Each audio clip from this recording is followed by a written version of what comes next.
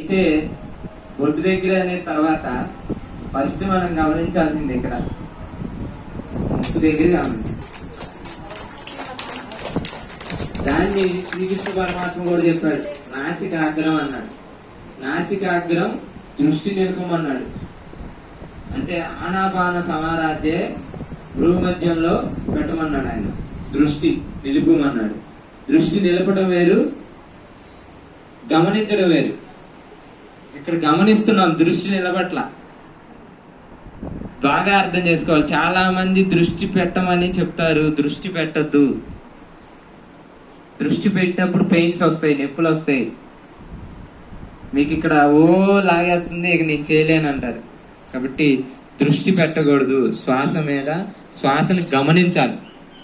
మనకి సహజంగా జరిగే ఉచ్ఛ్వాస నిశ్వాసను గమనించమని చెప్తారు. అది ఎక్కడ గమనించాలంటే, ఇది నాసిక అగ్రం అయితే ఇది నాసిక కొన. నాసిక అంటే ముక్కు అర్థం. ముక్కు కొన దగ్గర శ్వాస మొదలవుతుంది. ఇక్కడ గమనించాలి.